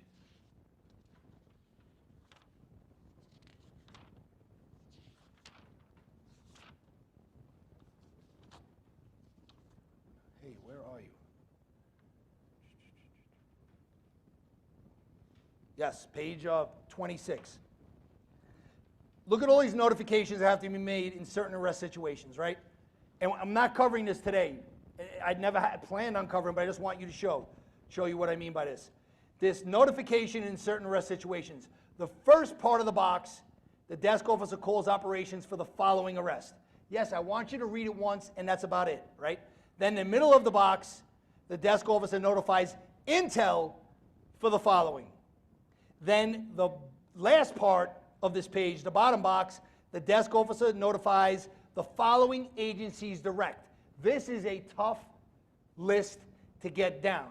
And if you look at this list, the bottom of the page, 1, 2, 3, 4, 5, 6, 7, fifth one up from the bottom, foreign national is collared.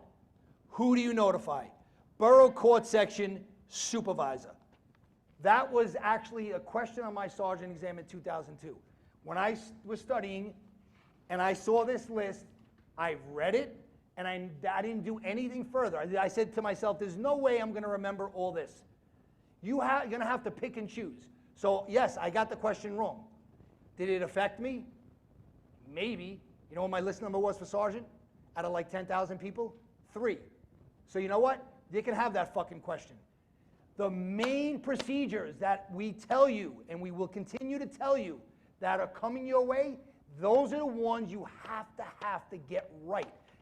You get the main ones right, and a few other ones right, harder ones.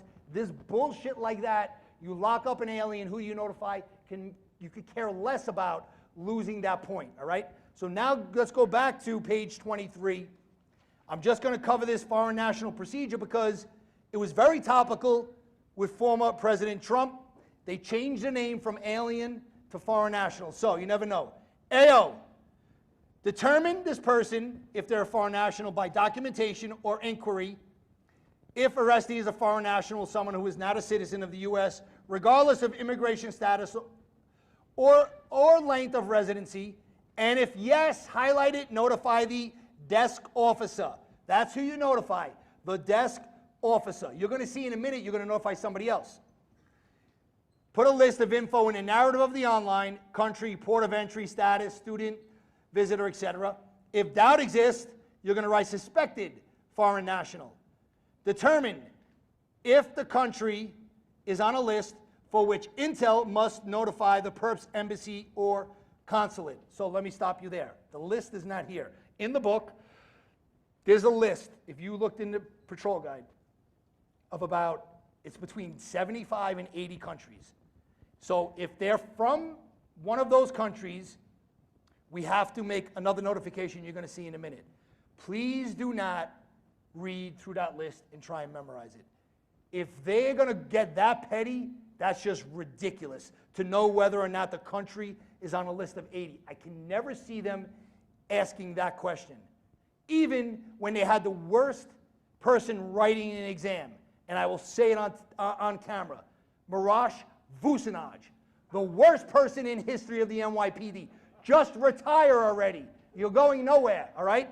Don't worry about if you're related to him. I apologize. Not really. I could give a shit less because he's a jerk off, all right? Let's, I could speak for hours on this guy, but let's forget about him. If you know who he is, you know what I'm talking about.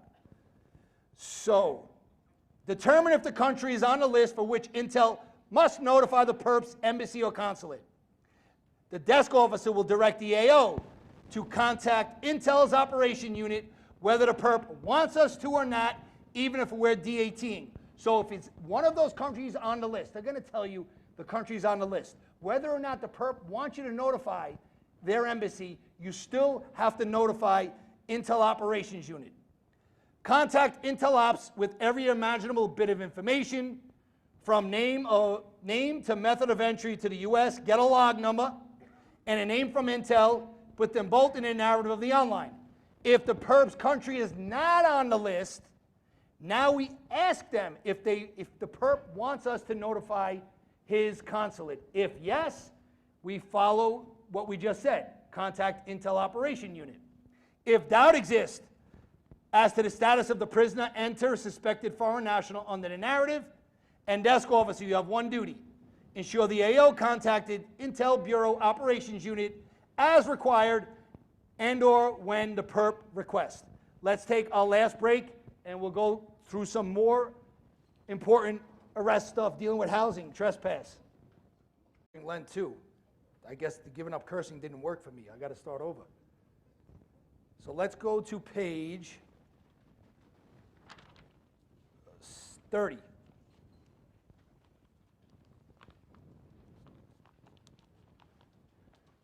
Gun enhancement. Somewhat of a new procedure. New York City is getting shot up, guns all over. Good procedure to ask. There's a lot of oddball procedures in 208, but I think this is very test-worthy right here. So gun enhancement, whether we have a collar or we find a gun requiring investigation. UMOS, notify the desk officer and the squad. Right there, my antennas go up. I like the first notification. Yes, that makes sense, notify desk officer.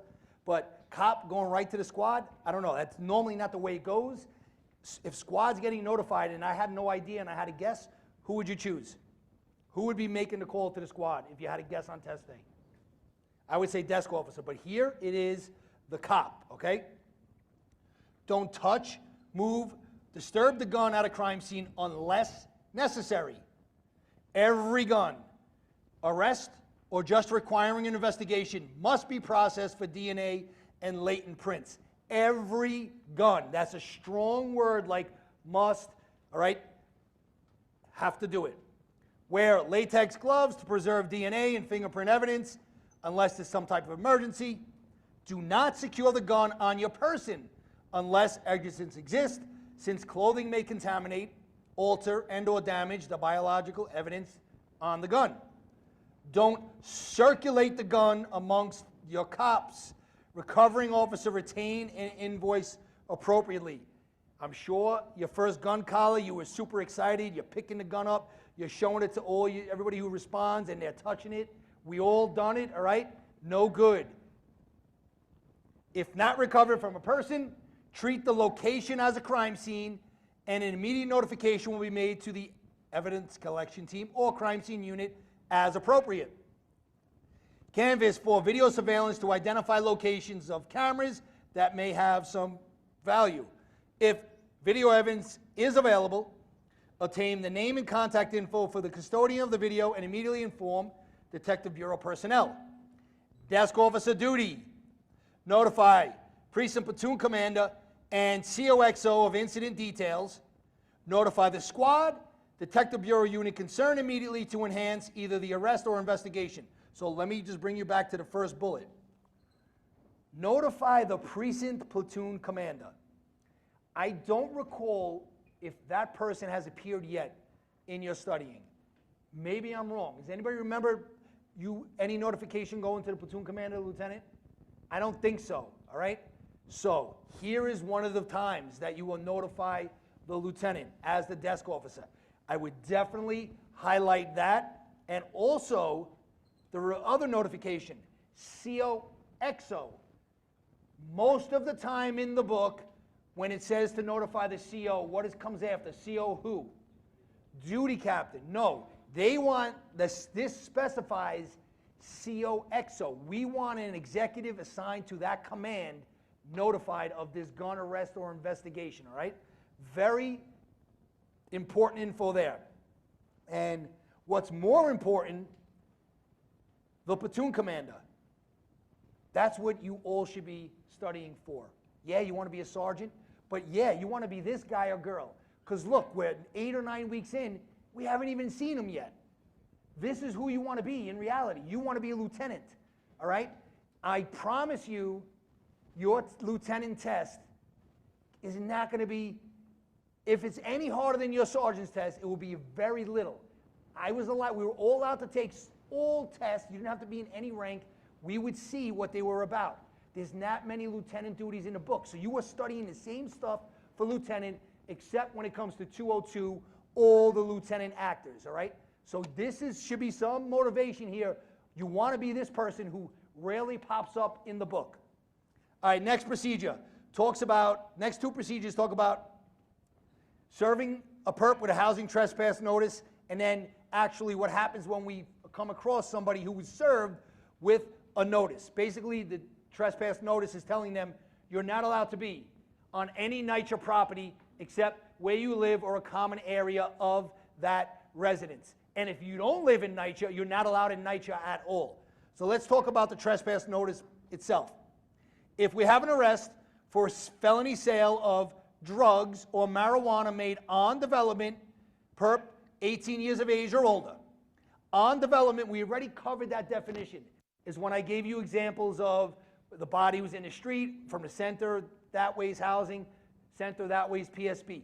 That's the whole definition of on development, right? So on development includes from the yellow line of the street into the development, or the entire street if there are development buildings on both sides. You all should remember that because I did some examples here, I believe, with the table. This procedure makes no distinction between degrees of felony sale. So they will tell you on test day, felony sale of controlled substance. You don't have to worry about what degree it is. This kicks in. Nor does this distinguish between felony sale of controlled substance or felony sale of marijuana, with one exception. This is exception I would know, because this would make the question hard, all right? So felony sale controlled substance, he's getting a notice. Felony sale of marijuana, he's getting a notice, but you got to know this. If the only basis for felony criminal sale of marijuana is knowingly and unlawfully sells one or more preparations, compounds, mixtures or substances containing marijuana to a person less than 18, the notice will not be served. Next page. So we have the person who sold controlled substance in housing. AO, you're going to prepare, sign, date, and serve on the perp NYCHA trespass notice. Call the Housing Bureau wheel and get trespass notice log number to put on the notice. Any housing members here? Do you guys ever do this? So this is one of those, another procedure that never gets done, okay? But very testable. Have the perp sign or write refused. Make 5 copies and serve a copy on the perp, not the original. Fax to Housing Bureau wheel. Make a follow-up phone call to confirm receipt. make a trespass notice package with all arrest paperwork, online 61 vouchers, etc., and the original trespass notice, and that goes to the desk officer. Now you're going to have 4 remaining copies of the notice. Keep those copies separate from the package, but give them to the desk officer as well. Desk officer, put the trespass notice log number in your command log with the original arrest entry. Forward trespass package via department mail to the Housing Bureau Special Operations section. And what do you do with the 4 remaining copies of the notice? 1 goes to the DA. 1 goes to the AO. 1 is the precinct of occurrence. The other one is PSA of occurrence, and they are kept chronologically in a binder at the desk. And it goes on to say a Housing Bureau location not covered by a PSA gets filed at the desk, precinct, cover, and location. What does that mean? A lot of you are new on a job and don't even know what that means. Years ago, good old Chief Jaffe, when she was the chief of housing, decided, I'm going to use the A3. A3 has a housing development called Bushwick Houses, covered by PSA 3. So Jaffe decided, she came up with this, yeah, Bushwick Houses are not that busy. PSA 3, you don't have to cover them no more. They're going to be covered by the A3. So they took some cops from PSA 3, permanently transferred to the A3, and their job was only to deal with the Bushwick Houses. So that's what they're talking about here. This location is not covered by a PSA. It's now covered by the precinct. It gets filed at the A3 precinct. PSA Crime Analysis Unit. If it's a Housing Bureau location not covered by a PSA, then it's the precinct crime analysis. What do? Check beds daily, not weekly, okay, daily, to identify all arrests eligible for trespass notice. Contact the Housing Bureau wheel to verify the trespass notice was done for each eligible arrest found. Record trespass log number on the badge printout and file chronologically. Notify the CO when the AO fails to prepare a completed NYCHA trespass notice. And the next 2 bullets you don't have to worry about. So the last bullet for crime analysis cop, I find this very alarming. So the crime analysis cop has to do this daily check. And if he finds out that somebody in his command or somebody in their command made a felony sale drug on development collar and there was no notice done, what is he actually doing now? Snitching. That crime analysis cop is snitching on another cop in the command for making a collar, all right? It stands out in my mind. I would never forget it if it came on test day. You have the cop snitching on the cop.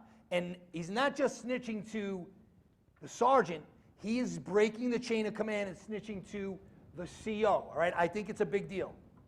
All right, next procedure. So we have people who have served this notice, and now we may be making a collar. In 208-76, we served them with a notice because they sold drugs or weed on development. Once served, very important rule, highlighted. Once you are served with a trespass notice, you are excluded from being on NYCHA property, period. So if I live not in housing, I live, whatever, in a private house in Bayside, and I got locked up for selling felony drugs in any housing development, let's actually pinpoint it. I got locked up for selling felony controlled substance in the Reese houses in the confines of the 9th precinct. I am not allowed, not just Reese houses, I am not allowed to be on any housing development anymore while that notice is still active. So if you don't live on housing, you are not allowed back on housing. Now what happens if a housing resident gets collared and is in this program? Look what it says.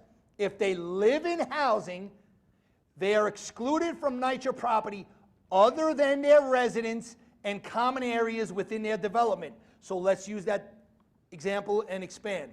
I live in Reese houses in the 9th precinct. I now take myself into the 7-3 Langston Hughes. I used Langston Hughes because every time I drove by when I was in anti-crime, they would automatically drop a CCRB.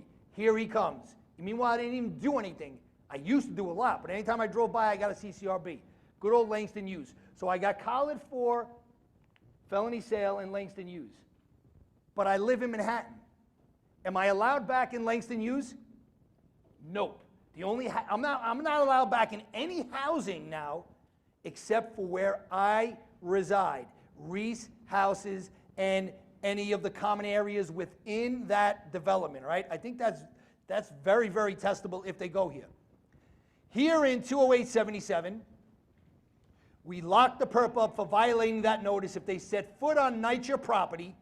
NYCHA property now is not the same as on development like we talked about earlier. The difference now is from the yellow line inward part.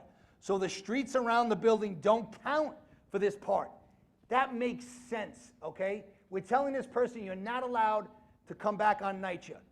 You can't use the same definition as what is considered an enforcement incident on development. You can't tell them you're not allowed to walk in the middle of Pennsylvania Avenue because you were served with this trespass notice. No, you can walk in the middle of the street, but you are not allowed in the projects on development. So the definition is a little bit different when it comes to this procedure, okay?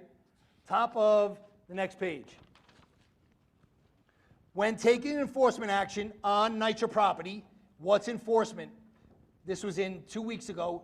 Taking a 61, making an arrest, giving a summons, including oath, making a juvie or a youth referral. You ought to run the name through the trespass database, either through WNAM or the precinct PSA desk officer. If you did a WNAM through citywide radio and you got a code 1019H, here is the radio code mentioned in the book. 1019H means that they were once in the database, but further investigation is needed. They will be a collar if you found them on NYCHA property. Don't arrest. I would highlight this. There's a little exception here. Don't arrest if they are encountered on NYCHA property and they are en route to or leaving from a police facility, parole office, medical facility, or a store, as long as they have utilized a direct route between the location and the nearest city street. So they would have to spell that out. Person has a notice and you caught them in the basketball court of this development, and he or she tells you, hey, I just left the parole office, which is right down the block. If they're walking through the basketball court, they're going to have to say this was a direct route to exit the development. Obviously, if they're shooting hoops, they don't belong there, so that would be a collar. What's the penal law charge? If you get them in a residential building, residential is the dwelling where we have the apartments, all right? It's criminal trespass 2D misdemeanor. If you get them in a non-residential building, maybe they're inside a supermarket there, it's criminal trespass 3rd degree B misdemeanor. And if they're just on property, in the basketball court, etc., it will be trespass to violation. AO, generate trespass notice report from the trespass database and include with arrest paperwork.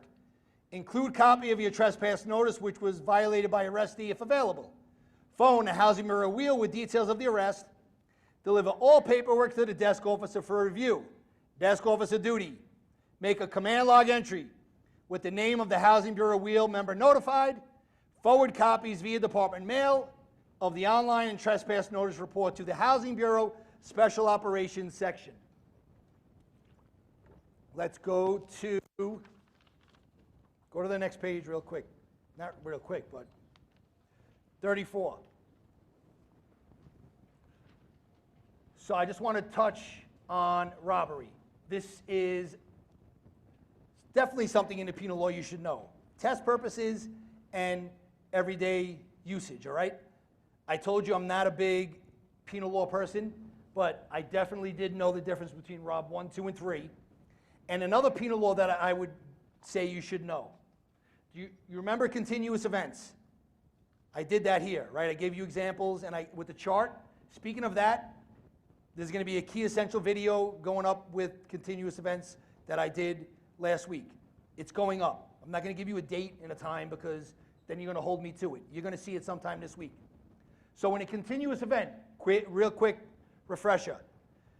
The precint, that gives you the number of this continuous event. What's the rule? Precint of what?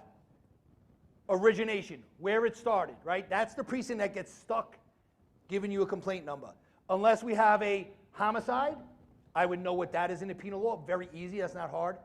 A rape one or a sodomy one. On test day, they may not say this is a rape or a sodomy one. Again, sodomy is criminal sexual act. So please know those penal law statutes, all right? Now, all you really have to know is the first degree of when it comes to rape one and sodomy one. Because if you know the first degree and they describe an incident, and if it's not the first degree, then it doesn't apply. It has to be the second or third. Don't get crazy studying the second and third. Just know the first degree for rape one and criminal sexual act one. Now let's just talk about the different types of robbery real quick, and we will end the class on penal law, which is very rare that you're going to see me do penal law, but I want to go over the robbery with you. The basic, lowest type of robbery, rob 3, a D felony, forcibly steal property. So I walk up to a guy, this guy here, he's texting, I grab his phone, walk away. He's not injured, I'm with nobody, I didn't display a gun, I didn't threaten him, I grabbed it out of his hand. That's a rob 3. Very, very easy, okay? Rob 2. Aided by another actually present. Now I do that same scenario, but now I have somebody else who maybe holds his arms and I pull the phone out. Rob 2. Perp or other participant causes physical injury to a non-participant. So let's go back to that scenario. I pull the phone, I'm by myself again, I pull the phone out. I didn't hurt him, but I forcibly removed it from his hand. And now as I'm running, I knock some old lady over walking her dog. She falls down and she is injured. That is a rob 2 now. What else is a rob 2? Carjacking. Easy. Rob 2. Display what appears to be a firearm. Rob 2. But that's also in rob 1, all right? So we'll talk about that in a minute. Now let's go to rob 1. B felony. Perp or other participant causes an SPI to a non-participant. So the same scenario, I took the guy's phone, I didn't hurt him or anything like that, I forcibly removed it. Now when I run, I knock the old lady that's walking a dog, she slams her head and she suffers a serious physical injury. Now we have a rob 1. Next scenario, I do the robbery and I am just armed with a deadly weapon. I didn't even have to take it out, display it, none of that. Just having it on me, I am armed with it. We didn't cover the deadly weapons yet. There's a list of them. And you definitely, I will go over it when we get to it, you definitely need to know what they are. It's not hard. And it was actually on a prior sergeant exam. Which one of the following is not a deadly weapon? Like, if you knew the list, you got a point within a minute and moved on. So, armed with a deadly weapon and you do a rob, whether you use that weapon or not, rob 1. Next scenario. Use or threaten the use of a dangerous instrument is a rob 1. What's a dangerous instrument? Do we have a set number of dangerous instruments? No, we don't. So let's just say I have a pen. I go up to this dude with his phone. Give me your phone right now or I'm going to stab you in the eye with this pen. I got to rob 1 right now. That's what that is, all right? So there's no set list of dangerous instruments. It could be anything used. And again, display what appears to be a firearm. What appears to be a firearm, doesn't have to actually be a firearm, is a rob 1. So look what we tell you in the box. Display what appears to be a firearm is in both the first and second degree robbery. If a perp commits this, look, we are charging first degree. So that's your answer on test day. We charge the first degree. The reason why it's in both is because these liberal DAs we have will drop that first degree down. So now if they drop it to a second degree, we still could get them with the gun charge, all right? So when they drop it it still will be considered a robbery. Robbery is very easy penal law, right? So please also, rape 1, sodomy 1, first degree of those, get those down, okay? Let's not forget our homework, 209. So like I said, 209 is not a big deal. So that means from now till next Saturday, if you come every Saturday, you could do a lot of review because you're going to blow through 209. I think there's no more than maybe 40 procedures in 209, and some of them don't even apply to your test. You'll see there'll be captain duties in there. You don't even need to know about it. Pictures of summonses, you're not going to need to know about it. So that means you have a lot of time this week coming up to review. I'll see everybody next Saturday. Enjoy the rest of your weekend.